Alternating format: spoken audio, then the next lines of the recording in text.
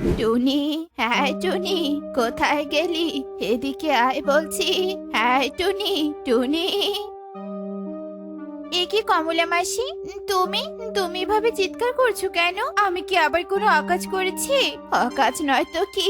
তোকে না বলেছি শুকনো ভাত ছাড়া কিছু রান্না করবি না? তাহলে এই সবজির তরকারি রান্না করেছিস কেন?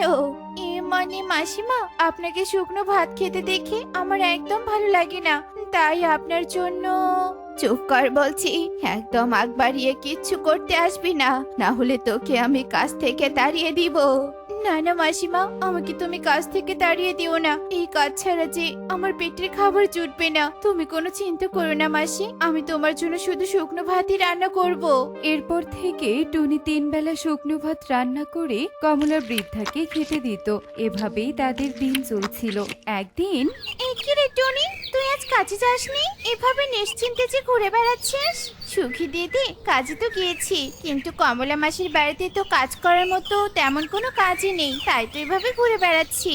সে কি রে টনি, কাজ নেই মানে? এদিকে তো আমি কাজ করতে করতে ক্লান্ত হয়ে পড়ছি, তবুও আমার কাজ শেষই হয় না, আর তুই বলছিস কাজ নেই? নিশ্চয়ই তুই কাজে ফাঁকি দিচ্ছিস, তাই না রে টনি?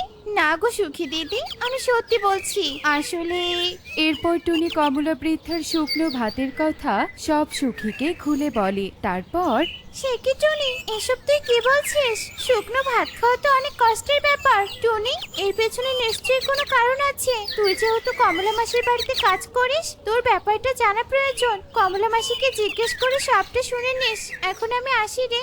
এই বলে সুখী পায়রা সেখান থেকে চলে যায়, আর টুনি সুখীর কথা মতো গিয়ে কমলা বৃদ্ধাকে প্রশ্ন করতে থাকে।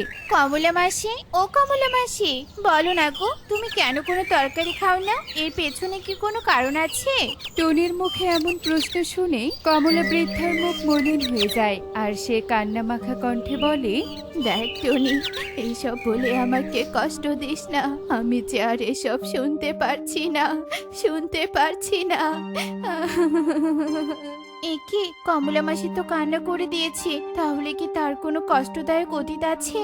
না, কমলা মাসি আমার মায়ের মতো, তিনি খেতে দেয় বলেই আমি 3 বেলা খেতে পারছি। কমলা মাসিকে আমি কোনো কষ্ট দিতে পারবো না, কমলা মাসির সব কষ্ট দূর করে দিব। কমলা মাসির সাথে তো ময়ূরী দিদির অনেক মিল, আমাকে ময়ূরী দিদির সাহায্য নিতে হবে। এরপর টুনি ময়ূরীর কাছেই চলে যায় আর ময়ূরীকে সব কথা খুলে বলে। টনি, সত্যি এটা অনেক ভাবনার বিষয়, তবে তুই চিন্তা করিস না, কমলা মাসির জন্য আজ আমি অনেক রান্না করে নিয়ে যাব, আর সত্যিটা শুনেই আসবো। এই বলে ময়ূরী কমলা বৃদ্ধার জন্য অনেক সবজি আর মাছ মাংস রান্না করে কমলা বৃদ্ধার বাড়িতে নিয়ে যায়, আর এসব দেখে কমলা বৃদ্ধা অনেক রেগে যায়। এ কি ময়ূরী, তোর সাহস তো কম নয়, তুই আমার বাড়িতে আমার অনুমতি ছাড়া তরকারি নিয়ে এসেছিস? বেরিয়ে যা বলছি, এক্ষুনি এই তরকারি নিয়ে আমার বাড়ি থেকে চলে যা। মাসি, তুমি আমাকে এভাবে কেন বলছো? আমি তো তোমাকে মায়ের চোখে দেখি বলে ভালোবেসে তোমার জন্য খাবার নিয়ে এসেছি, আর তুমি তোমার কাছে এটা আমি আশা করিনি। ময়ূরীর কান্না দেখে কমলা বৃদ্ধার অনেক খারাপ লাগে আর বলে, কাঁদিস না রে ময়ূরী, কাঁদিস না, এই তরকারি যে আমি দেখতে পারি না, আমার যে ভীষণ খারাপ লাগে। কমলা মাসি, তোমাকে তরকারি ছাড়া খাবার খেতে দেখে আমাদেরও যে অনেক খারাপ লাগে। কি এমন হয়েছে যে তুমি তরকারি খেতে চাও না? আমাদের বলো না মাসি, শুনবি তোরা, শোন তবে। এই নীল পেঁয়াজ নিয়ে যাও, নীল পেঁয়াজ, টাটকা টাটকা নীল পেঁয়াজ। এই নীল পেঁয়াজ নিয়ে যাও, নীল পেঁয়াজ। এ কি রে তোতা, এটা আবার কেমন পেঁয়াজ? বাপের জন্মে তো এমন পেঁয়াজ আমি দেখিনি। মাসি, এখন দেখো, এটা হলো বিদেশি পেঁয়াজ। এই পেঁয়াজ দিয়ে যেটাই রান্না করবে সেটাই অনেক সুস্বাদু হবে। সত্যি বলছিস তোতা? তবে তুই আমাকে বেশি করে নীল পেঁয়াজ দে, আজ আমার ছেলে আর ছেলের বউ শহর থেকে আসছে, এই নীল পেঁয়াজ দিয়ে ছেলেদের আমি মজার মজার রান্না করে খাওয়াবো। হা হা হা হা। এরপর আমি অনেক নীল পেঁয়াজ আর সবজি কিনে নিয়ে যাই, আর বাড়িতে গিয়ে নীল পেঁয়াজের পকোড়া, নীল পেঁয়াজ দিয়ে সবজি, মাছ, মাংস রান্না করি। এরপর আমার ছেলে আর ছেলের বউ চলে আসে, তাদের সাথে একটা বিদেশি বিড়ালও নিয়ে আসে। এ কি রে বাবা, তোদের সাথে আবার এই বিড়ালটা কি করছে? ওকে তাড়িয়ে দে বলছি। শাশুড়ি মা, একদম আবোল তাবোল কথা বলবেন না। এই বিড়াল আমার সব। কে কি রান্না করেছেন? তাড়াতাড়ি আমার বিড়ালকে খেতে দিন, আমার বিড়ালের খুব খিদে পেয়েছে। সে কি বৌমা, আমি আমার ছেলের জন্য রান্না করেছি আর তুমি কি না বিড়ালকে দিতে বলছো? দেখেছো কালু, শাশুড়ি মা কি বলছে? এ কারণে আমি এখানে আসতে চাইনি। কালু, আজ আমি এখান থেকে চলে যাব। না না বৌমা, এ কথা তুমি বলো না। অনেকদিন পর ছেলেটা আমার বাড়িতে এসেছে, এভাবে তোমরা যেও না। এক্ষুনি আমি তোমার বিড়ালকে খাবার খেতে দিচ্ছি।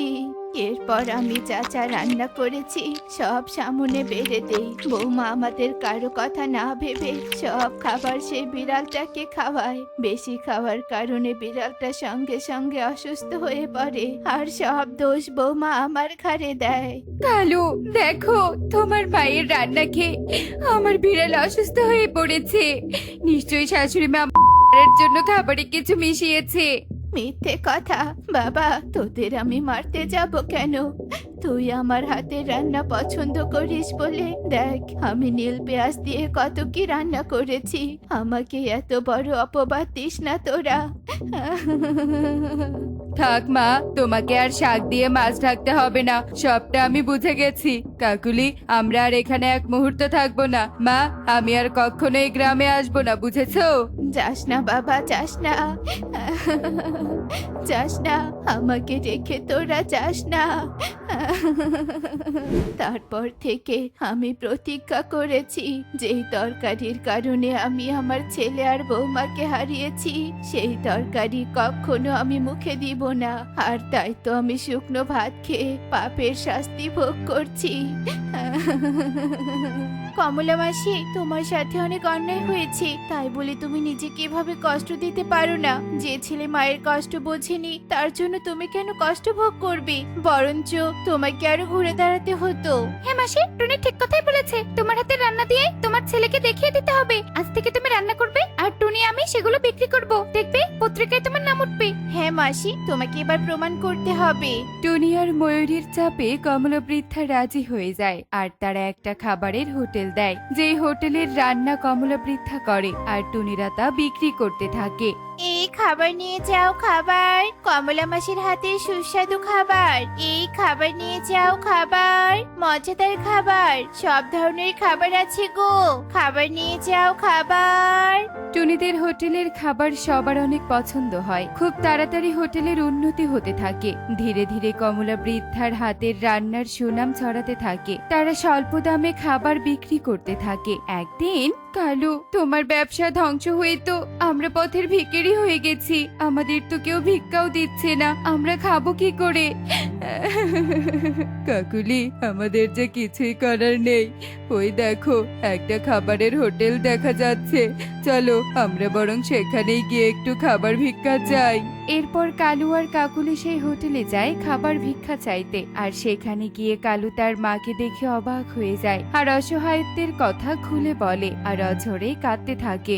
কালু দাদা, এখন কেঁদে কি লাভ বলো? তুমি তোমার মাকে অনেক কষ্ট দিয়েছো, তাই হয়তো উপরওয়ালা শাস্তি স্বরূপ তোমাদেরকে কষ্ট দিয়েছে। এটা তোমাদের প্রাপ্য। টুনি, তুই ঠিক বলেছিস। মা, তুমি আমাকে ক্ষমা করে দাও, না হলে যে উপরওয়ালাও আমাদের ক্ষমা করবে না। আমরা ভুল করেছি মা, আমাদেরকে ক্ষমা করো। বাবারে, মায়ের কাছে সন্তানেরা কখনো দোষী হয় না। তোকে আমি সেদিনই ক্ষমা করে দিয়েছি। মায়ের কাছে সন্তানেরা বেশি হয় না। তোরা কাঁদিস না, আজ থেকে তোরা আমার সাথে থাকবি আর আমার হাতের রান্না দিয়ে সবাই মিলে হোটেল চালাবি। এরপর কমলা তার ছেলেকে ক্ষমা করে দেয় আর তারা সবাই সুখে বসবাস করতে থাকে।